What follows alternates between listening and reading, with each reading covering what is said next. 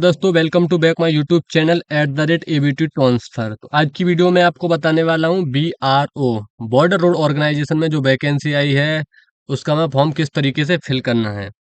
तो form fill करने के लिए चलो मैं बिना देरी किए हुए वीडियो स्टार्ट करता हूँ। तो आपको बताऊंगा कि फॉर्म किस तरीके से स्टेप बाय स्टेप फिल करना है। तो उसके लिए मैं आपको बताऊं, आपको पहला पॉइंट दिख रहा होगा नेम ऑफ द पोस्ट। इसमें आपको आपको जिस किसी भी से डालना है तो स्टोर कीपर से या फिर किसी भी पोस्ट से आपको डालना है तो वो फॉर्म आप डाल सकते हैं। कोड नंबर के लिए मैं आपको बता दूं, आपको जो जैसे स्टोर कीपर का 3 कोड नंबर है, ऐसे ही मैं अभी चलो आपको बताता हूँ। 24 SC ST के लिए 5 और 2 और OBC के लिए 10, टोटल 42 पोस्ट हैं। और जैसे आपका सभी पोस्ट ये दी गई हैं, draftsman, Hindi typist, store keeper, operator communication, operator educative machinery और इलेक्ट्रीशियन। तो इनका पोस्ट कोड नंबर यही दिया गया है। जैसे ये पोस्ट कोड है, आपको स्टोर कीपर में फिल करना है तो आपका पोस्ट कोड नंबर 3 रहेगा। उसके बाद तीसरे में आप देख रहे होंगे ये ऑलरेडी भरा हुआ है, ग्रीप सेंटर पुणे, इसमें आपको कुछ नहीं करना है। चौथे में मैं आपको बताऊं, आपकी जो भी कैटेगरी है, जनरल, ST, OBC, तो आपको वो कैटेगरी फिल करनी होगी, आपकी कुछ भी XYZ कैटेगरी हो। हाँ, पांचवे में चलिए मैं आपको बताता हूँ, इसमें आपको whether son of ex serviceman, आपका बेटा या आप में आपके घर में से कोई भी व्यक्ति BRO में एक्स सर्विसमैन या फिर गवर्नमेंट के किसी भी पोस्ट पर एक्स सर्विसमैन है तो यस कर देंगे, अन्यथा नो कर देंगे। और बी में मैं आपको बता दूं, आपका सन, आपके घर से कोई भी व्यक्ति BRO से रिटायर्ड है, आपके पिताजी या आप उनके पुत्र हैं, तो आप यस कर देंगे, अन्यथा नो कर देंगे। सी में मैं आपको बता दूं, आपके कोई भी व्यक्ति, आपका घर का या कैंडिडेट आपका भाई BRO में है या आर्मी में है तो यस करेंगे, अन्यथा नो करेंगे। अगर आपके पास NCC का B सर्टिफिकेट है तो यस कर देंगे, अन्यथा नो करेंगे। ई में मैं आपको बताऊं, अगर आपके पास NCC का C सर्टिफिकेट है तो यस करेंगे, अन्यथा नो करेंगे। अगर आप BRO में CPL ऑप्शन वाले में, ये उनके लिए है जो व्यक्ति पहले से BRO में काम कर रहे हैं कॉन्ट्रैक्ट बेस पे। अगर आप BRO में कॉन्ट्रैक्ट बेस पर काम कर रहे हैं तो इस वाले पर यस कर देंगे, अन्यथा नो कर देंगे। जी में दिया गया, अगर आप जम्मू कश्मीर के कैंडिडेट हैं तो यस कर देंगे, अन्यथा नो कर देंगे। अगर आप यूपी, पंजाब, हरियाणा, हिमाचल, उत्तराखंड के हैं तो यस, तो नो करेंगे। अगर जम्मू कश्मीर के हैं तो यस करेंगे।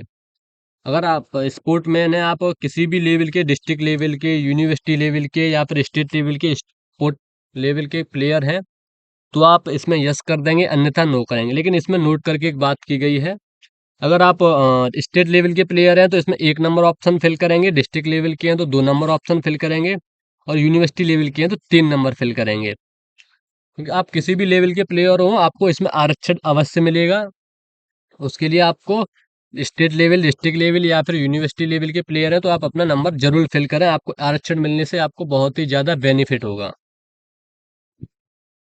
छठवें ऑप्शन में दिया गया है कि क्या आप सर्विस में थे तो आप अपने सर्विस की टाइमिंग डालिए, आपने कितने वक्त सर्विस किया था। ये ओनली उन्हीं कैंडिडेट के लिए है जो एक्स सर्विसमैन है।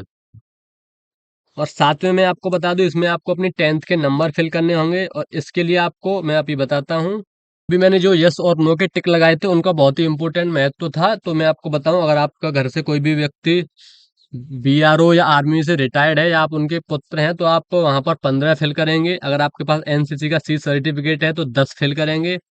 NCC का B सर्टिफिकेट है तो 5 फिल करेंगे। अगर आपने किसी भी BRO में हायर एग्जाम का पोस्ट अप्लाई के लिए किया था तो 15 फिल करेंगे।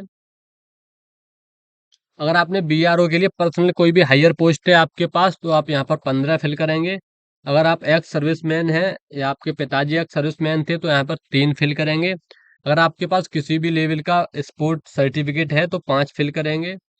अगर आप BRO में कॉन्ट्रैक्ट बेस पर लेबर हैं तो 10 फिल करेंगे। तो मेरे पास इनमें से कोई भी एलिजिबिलिटी नहीं हूँ मैं, तो मैंने सभी पर नो का टिक लगाया था तो मैं वहाँ पर 0 फिल करूंगा। मेरे पास कोई भी ऐसा एलिजिबिलिटी प्रूफ नहीं है तो मैं यहाँ पर 75 अपने फिल कर दे रहा हूँ।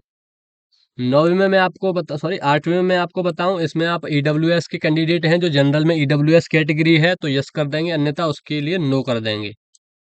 9वीं में आपको अपना नेम फिल करना है 10th की मार्कशीट के हिसाब से कैपिटल लेटर में। 10वीं में आपको अपना फादर नेम फिल करना होगा 10th की मार्कशीट के हिसाब से कैपिटल लेटर में। और 11वीं में मैं आपको बताऊं, इसमें आपको अपनी डेट ऑफ बर्थ फिल करनी होगी 10th की मार्कशीट के हिसाब से।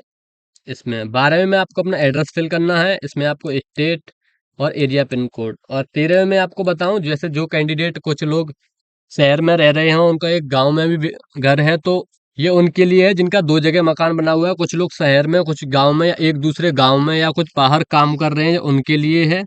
हाँ, परमानेंट एड्रेस आपका वही रहेगा जो आपका जन्म स्थान है, और प्रेजेंट एड्रेस जहाँ पर आप अभी प्रेजेंट में हैं। अगर आप एक ही जगह पर निवास करते हैं, दोनों में सेम भर दें, 12 और 13 में कोई प्रॉब्लम नहीं होगी। 14वें में आपको बताऊं, आपने जो एप्लीकेशन फीस काटी है उसका आपको अपना बैंक का नेम फिल करना होगा। ऑनलाइन पेमेंट रेफरेंस नंबर दिया गया होगा, उस रेफरेंस नंबर को फिल करना है।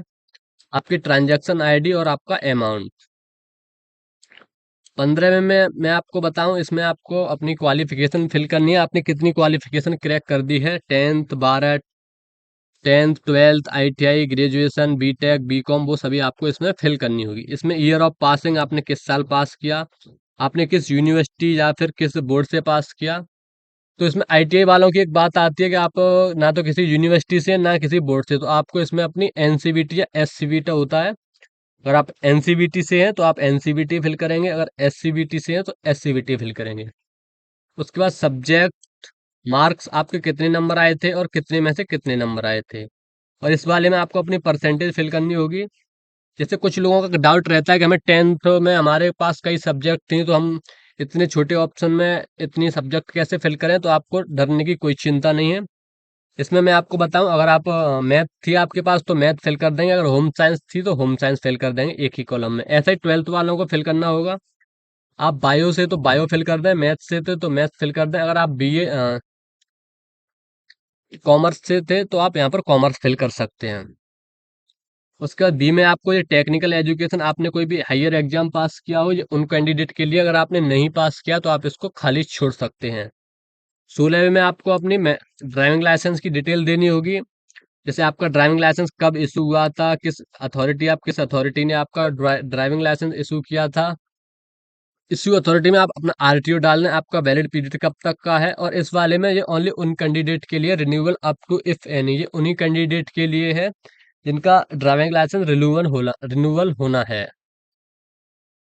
17वें में आपको अपना टोटल एक्सपीरियंस फिल करना होगा। आपने किस कंपनी में काम किया, कब से कब तक काम किया, आपका नेचर कैसा था काम करते वक्त, आपकी मंथली सैलरी कितनी थी वो फिल करनी होगी।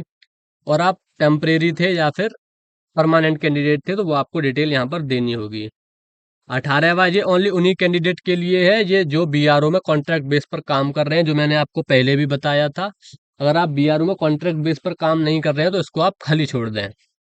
19वें में मैं आपको बताऊं, इसमें आपको अपना आधार से लिंक मोबाइल नंबर फिल करना होगा। अगर आपके घर में कोई भी दूसरा मोबाइल नंबर है तो यहाँ पर वो अल्टरनेटिव मोबाइल नंबर फिल कर दें, अगर नहीं है तो घबराने की कोई ज़रूरत नहीं है, आप इसको खाली छोड़ सकते हैं।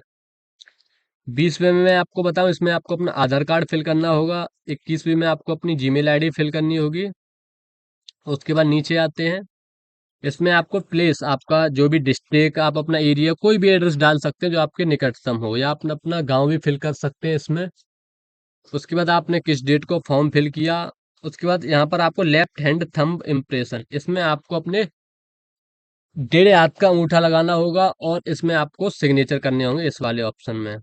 थोड़ा नीचे आते हैं, ये एडमिट कार्ड के लिए दिया गया है, इसको आप बहुत ही सावधानी पूर्वक भरें। इसमें आपको कुछ भी फिल नहीं करना है, ये फॉर ऑफिस के लिए है। इसमें आपको अपना फोटो चिपकाना है जो 1 महीने से ज्यादा पुराना नहीं होना चाहिए। इसमें आपको अपना नेम, सन ऑफ, और आपका हाउस नंबर, अगर आपको अपना हाउस नंबर नहीं पता है तो आप इसमें 0 भर सकते हो, कोई भी प्रॉब्लम नहीं होगी। इसमें आपको अपना विलेज फिल करना होगा, आपको अपनी पोस्ट ऑफिस, आपकी जो भी तहसील है वो, आपको अपना डिस्ट्रिक्ट, स्टेट, और आपको अपनी एरिया का पिन कोड भी फिल करना है। यहाँ पर आपको अपना आधार नंबर, आपके पास कोई भी दूसरा मोबाइल नंबर है तो वो अल्टरनेटिव, और आप अल्टरनेटिव सॉरी, यहाँ पर आप अपना कोई भी मोबाइल नंबर फिल कर सकते हैं। उसके बाद यहाँ पर आपको अपना सिग्नेचर, और आपको यहाँ पर डेढ़ हाथ का अंगूठा देना होगा। उसके बाद स्टोर कीपर, आप किस पोस्ट के लिए फॉर्म अपना अप्लाई कर रहे हैं स्टोर कीपर के लिए, तो स्टोर कीपर यहाँ पर फिल कर सकते हैं। उसके बाद इसमें आपको कुछ भी फिल नहीं करना है, इसमें आपको अपना कुछ भी फिल नहीं करना है। ये बहुत ही ध्यान देने वाली बात है, क्योंकि लड़के इसमें भर देते हैं जिससे उनका फॉर्म इमीडिएट रिजेक्ट कर दिया जाता है। ये ओनली उसके लिए दिया गया है जब आप अपना एग्जाम देने जाएंगे, या फिर पेट एग्जाम, फिजिकल, या आप अपनी डॉक्यूमेंट वेरिफिकेशन कराने जाएंगे, इसकी तब आवश्यकता पड़ती है। जैसे इसमें दिया गया at the time of written examination, ये जब आप पेपर देने जाएंगे तब आपके सिग्नेचर होंगे और लेफ्ट थंब का अंगूठा लगेगा। और ये वो वहां पर जो भी टीचर रहेंगे उनके सिग्नेचर होंगे। सबसे पहले बात, बहुत ही ध्यान देने वाली सबसे बड़ी गलती आप यहीं पर करेंगे। अगर आपने ये गलती कर दी तो आपका फॉर्म अवश्य रिजेक्ट होगा, जिसलिए तो सबसे पहले मैं आपको बताऊं, इसमें बहुत ही ध्यान देने वाली बात दी गई है। All application must be submitted in A4 size 75 GSM bond. मतलब आपको A4 साइज का ही पेपर यूज करना है इसमें, जो 75 GSM बॉन्ड का हो, क्योंकि ज्यादातर मार्केट में 70 GSM बॉन्ड का ही पेपर मिल रहा है। तो आपको इस बात का बहुत ही ध्यान रखना है। 75 GSM, इसका आपको बहुत ही ज्यादा ख्याल रखना है कि हमें 75 GSM बॉन्ड का ही पेपर चाहिए, तभी आप फॉर्म अपना भरें, अन्यथा आपका फॉर्म रिजेक्ट कर दिया जाएगा। आपका फॉर्म भरने का कोई भी फायदा नहीं रहेगा।